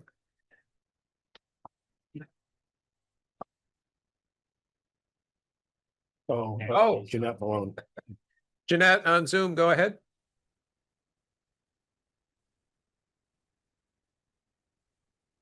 Hello, can you see me? Hi. Yes, we can see you and hear you. Hi, thanks, everybody. I know this has been a long meeting. I'll try to keep this short. My name is Jeanette Malone. I've lived in Richmond for nearly 30 years. I've raised a couple of daughters while providing several nature and adventure programs for kids in the community. And I currently serve on the Conservation Commission. I've been following this process since the summer of 2021, in part because I've spent a lot of time in the forest and see great potential for the forest to be enjoyed both for conservation and recreation purposes. I support the revised management plan because it, in my mind, achieves what a conserved community forest should achieve, which is a thoughtful balance between recreation and conservation. The plan would allow for a concentration of multi-use trails in the southern part of the forest, where most of the terrain over my time there is actually quite gentle after you make the first steep climb. And they could be made wide enough for a whole variety of folks of all ages and abilities to share safely. And that's important, I think, to all of us, to make sure people feel safe in the forest. The Southern Trails also connect, fortunately, to Maplewind and the VYCC trail systems, which are very popular for mountain biking. And I know those trails go for miles and miles and have the potential to connect to other places as well. The northern part of the forest would remain quiet according to this plan, but open for low impact recreation along several existing logging roads that I've spent a lot of time on, especially in the winter. I've enjoyed exploring the vernal pools. There's a really cool old beaver dam, which is great for educational purposes. And there's a habitat enhancement project, thanks to Ethan Tapper in the northern part of the forest. Most conserved lands that I know of, and for my work, I read a lot of management plans, are heading towards this progressive two-zone approach. What I value most about this management plan is that it protects wildland in Richmond that I think we all know is increasingly rare. The plan honors a quiet, healthy forest that still allows ample access for all users to safely enjoy. And as our town grows and recreational demands increase, protecting these spaces for wildlife and low-intensity recreation, again, for all ages and abilities to enjoy, will become even more valuable. I want to thank you, Select Board members, for listening, and especially hats off to the Andrews Community Forest Committee for doing such a commendable job, methodically, patiently sticking with this process. I really appreciate it. Thank you. Thank you, Jeanette. Anybody else? Okay. Anybody from the Andrews Community Forest want to give some closing comments before we wrap this up? I can. You don't have to, but if you want to. I guess I guess the main thing I'm curious about is, the ACFC is serving as an advisory body. So we're serving at the pleasure of the select board, and we're simply making recommendations. So given the feedback in this meeting, plus some more that will probably trickle in online, I'm curious whether now is the time to discuss what you would like next steps to look like, or if you would rather do that at a future select board meeting. A lot was covered tonight. I was trying to take pretty extensive notes, so I don't think I can really respond to everything that was said. But I feel like what we can do is kind of summarize concerns and new ideas and what was mentioned, and do our best to respond as a committee.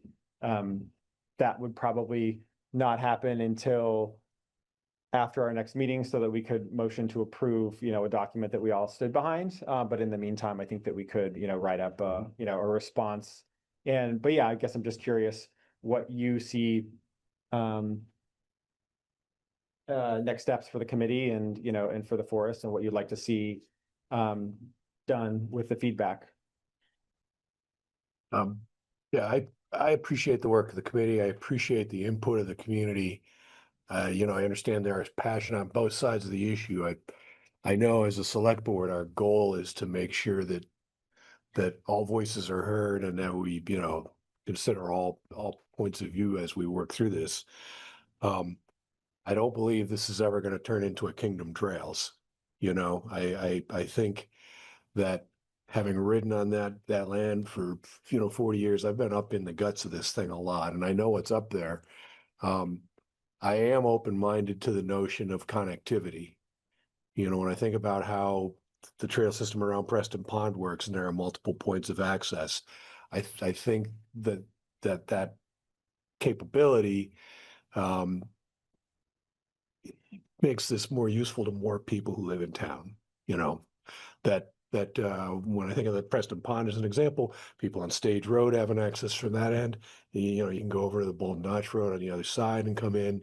And that's a tremendous environment to enjoy.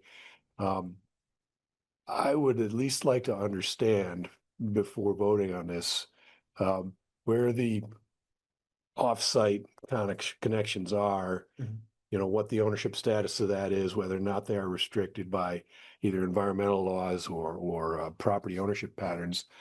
But I would at least like to consider what those connections might look like. I wouldn't want that to be then the jumping off point for infesting the northern portion with more trails. I think there are a couple of obvious north-south routes through the land that could potentially make sense. But once you get down into the bottom of those ravines, where the stream beds are running and the wetlands are forming, that north-south wildlife corridor is critical.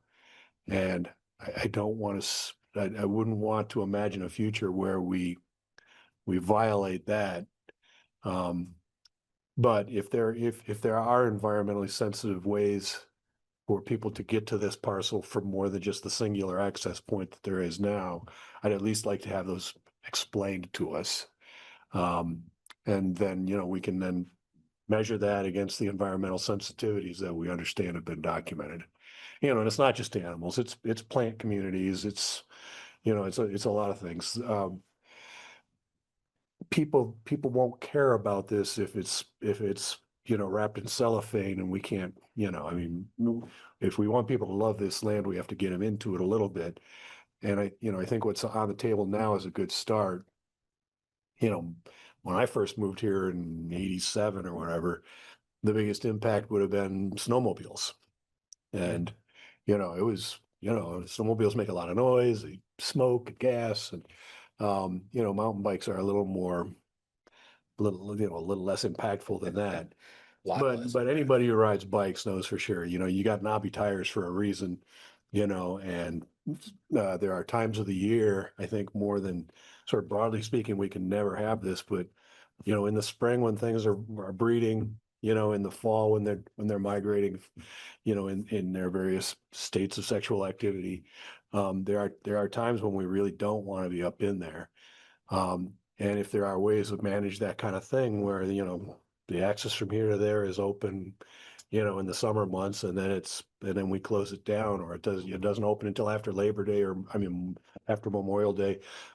Those kinds of aspects would have to be present for me to want to take that thought process to the next level. But I know, when you go to Little River State Park, there's a certain amount of mountain biking allowed up there. You can connect from there via the Cotton Brook Trail over to Stowe.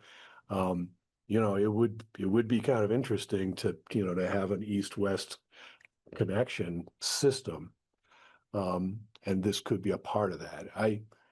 The other thing I'm a little bit concerned about is this is the first sort of mountain biking paradise you get to when you leave Burlington. And while I want the people of Richmond to have this opportunity, I don't want to necessarily turn it into a sort of an attraction for the entirety of Chittenden County, because I think there is a level of impact or a certain amount of volume of presence up there that's compatible with the wildlife goals. But if this turns into 100 bikes a day all summer long, there will be trail erosion. And so those are my thoughts. That generally, thank you for doing it. Thank you for cataloging the data. I'm glad it's complicated. This is a once in a generation opportunity, so I don't think 8 years is too much time to spend on it. But on the other hand, it kind of feels like it may be enough time to spend on it. It would be good to have a management plan in place so that we have something we can enforce. Because I think right now what you're getting is a lot of opportunistic use that pays no attention to any plan. And so we should try to conclude this phase of it. And I'll say it that way because I think that the thing is this is not going to be the end all. This won't be, we won't pull this scroll out and look at it and say this is forever the plan. I think as people get in there and start using it, we'll discover opportunities. So the document should be revisited from time to time. But I don't think we should just wait forever until we get a perfect version of the plan. Even if it's the plan as presented, would be better to start there, acknowledging that there's more work to be done. But I don't really like the idea of waiting until town meeting to have a vote on this. It's pretty clear there's a division of opinion on this. That's kind of our job as a select board, is to slice through that. But please, at least from my perspective, please come back addressing that one issue and that of connectivity and how it functions, who the landowners are on the other side of that black line. And like I said, thank you to everybody. I've learned a lot tonight. Cool. I can respond to a couple things briefly. I will note that, we're looking at the map here. It's got some existing trails, it's got old forest roads, it's got streams, it's got some of the ecologically sensitive zones, and it's got buffers that are in line with what the plan states for best practices. But what I would for development, but what I will note is some of the buffers are lighter in color, and there are seasonal or temporal constraints on development or trail use. So for example, if you're looking at the northern section of the forest, I guess I will note that as was mentioned by at least one member who made remarks, and maybe I should have made this clear up front, is the current and I guess this is clear, I think by the frequently asked questions, the Q&A doc that was in the packet, is that the committee felt like the former plan kind of had it flipped and was saying, here are trails, and now we got to write, all of our parameters around the trails that have already been put on the map. And that, in addition to the fact that, as Dory had mentioned at the Camel's Hump meeting, and also in the RFP that was put out, where they put their bid in, it did dictate a connection. And so their hands were tied, they basically had to make a connection. And so I think that did, suffer from confirmation bias, simply because they said that they were told that, like, if you want the contract, you have to find a way to connect. And so they did, kind of compromise some of their own values in creating that plan. What this does is sets parameters, but still allows for trail development. So just because this doesn't show new trails on the map doesn't mean that we're trying to block any future trail development. That's, if you read the plan, there's, very detailed parameters for, various types of zones, that we are trying to protect in the forest, like dry oak, for example, which, is very important for bears, especially with, beach species dying off pretty rapidly. So I do want to just make it clear that this isn't us saying, like, hey, this is our vision for ACF, forever, like, here are the trails. Like, we are welcoming people to come to us with ideas for trails. Like, I would love to see people submit ideas, and I would happily, meet folks in the forest and, walk, routes and try to figure out something that does, meet the guidelines that we put in the document here. And then also, it is a living document. We plan on doing, adaptive management. We have to update it every 10 years anyway, based on the plan and the bylaws. So that's going to happen regardless. But it could also be updated more frequently if desired. Greg, I'd like to pick up on what you described, and thanks for that response.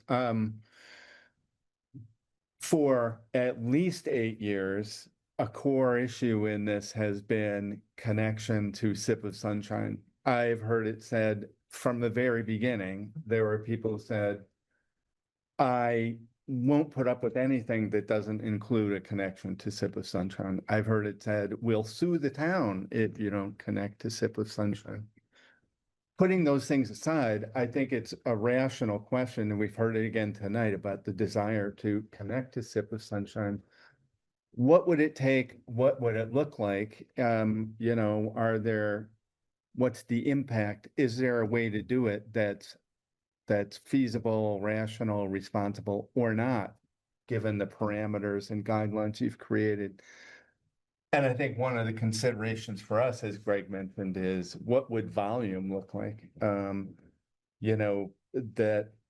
it's clear to me around New England, there are trails that are sort of suffering from being loved too much. There's so much traffic that they weren't built for that traffic. I'm not sure we'd ever face that given the terrain in that area. But to your point, 5 a day versus 100 a day is a really different impact. But my real question, since this seems like a core issue, is what would it take? What would it look like? Is there a compromise that would be, palatable, not just to the mountain bikers, but to the other folks who represent conservation? Or something I said many years ago, the current residents of the Andrews Community Forest. And we can be cynical about that, but there actually are residents there. They just don't happen to be human or have the right to vote.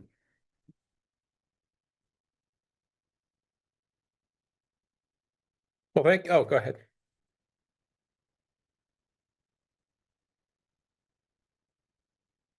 Yeah. Hey, Dan Wolfson, Richmond resident. I just wanted to share the story of how I got involved with this. Is that when the Arrowwood, I thought, did a really great job of delineating all these sensitive areas, and they put them on that first map. I thought they were terrific. But then the initial trail plan, those trails went essentially right through all the areas that Arrowwood delineated. And I just never understood that. It was really confusing to me. Identify these areas that need to be protected and run trails through them. So I think, to back up what Sam said, that this plan really takes a different approach, right? Rather than putting the trails on first, I think this really just spells out how you would design the forest. And this gives you the roadmap to answer your question. So I think by all the stuff we put in here, I think there's a big misconception that looking at this map that we're saying nothing in the north. And this is just a roadmap for how you would then responsibly design things. So I feel like we did a good job really searching that out. And if we follow this plan, we'll have something that's sustainable and strikes a balance from a lot of different needs in our community.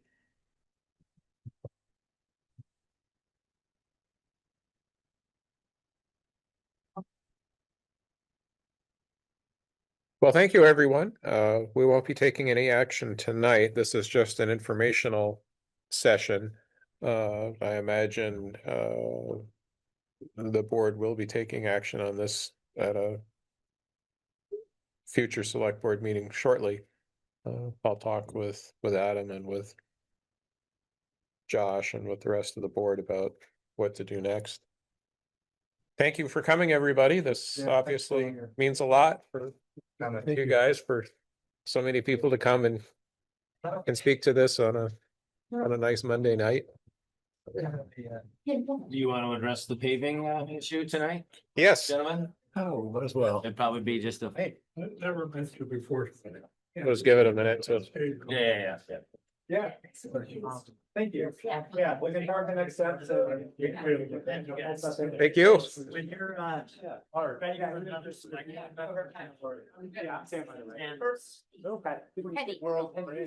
worries. Yeah. Yeah, no, so great. This is homework. Sure. Yeah. But you guys did. Thank you. Thank you. Thank you. Thank you. I think it's all very fun. About the whole stewardship concept of like, having a way to. Let me know if you have any questions about that.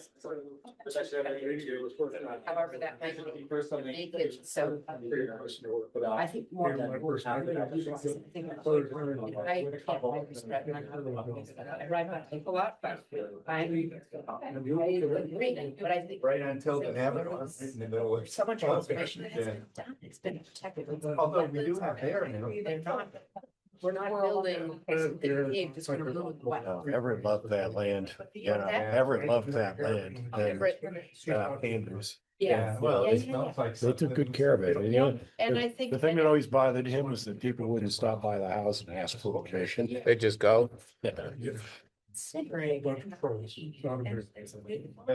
Oh, yeah. Well, thanks for coming up. If we had trail wardens or something, it'd be good to see, sir. We're still in session, so. Oh, sorry. Yeah. Say that. I believe so, yeah. But- I'm 950 I suppose like. feet or whatever. I'm 950. It's 950. Yeah. Yes, thank you. No, we're just still in session here. Yeah. So. Okay, the topic, and do we have a Yeah, motion? so no, well, so Pete gave me a little clarification. I think I said Millet Street earlier. It's Westall Drive and Westall Extension. Westall Drive, yeah. So I've got, it's on the website. I've posted as delayed. It's not gonna happen this week. It is gonna happen around, let's see, July 13th is what Pete Okay, says. that's So basically he says the contractor has conflicts, can't get the paving completed by June 30th. They have a new schedule for July 13th. He's got the purchase order from Pike Industry. Basically what we need is to move $1,001, $161.55, if someone wants to, you know, that blue one right there. 101,000. 101,000. Yes. Yeah, $101,161.55 from fiscal year 26 highway to fiscal year 27 highway budget. Basically, I think covers it in terms of the auditors will then look back at it and see that makes sense. It's already So money, for those of already you- money that's been voted. We've already got it. We're just not spending it this week. We're spending it a few weeks later. Likewise, if we didn't do this, that $101,000 would go to the general fund. And then we would just have to do some other manipulation. Members ready for the Hang on. motion or? Yes. So just for the record, for those joining online and for people watching this, this is money that has already been allocated, already been approved, and we had planned to expend. But this delay in the paving from the contractor puts it out 13 days and into the next fiscal year. So we just need to authorize the spending that was already allocated for this fiscal year, which ends today, in the next fiscal year. No, ends tomorrow. Tomorrow, yeah. Okay. Depending if we take 2.5 more hours. Yeah. Yeah. It might be today. Okay, yeah. Please don't. It's my wedding anniversary.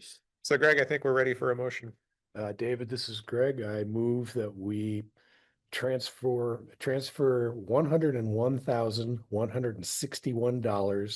$101,161.55 from the fiscal year 2026 budget, the highway budget, to the fiscal year 2027 budget, owing to a scheduling conflict of the contractor. Thank you, Greg. Do we have a second? This is Bart, I'll second. Thank you, Bart. Any further discussion?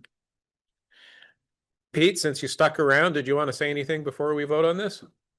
I just didn't know if you guys wanted history on this, but Duncan covered it very well. It's they just couldn't meet the deadline of June 30th. They had all these scheduling conflicts, and you know, a day of rain sets them back here and there when they get multiple projects going on. So they tried, but they just couldn't pull it off. They were going to try to get in today and finish tomorrow, but they just couldn't do it. So Looking at the forecast, I don't know if they would want to try to finish it tomorrow.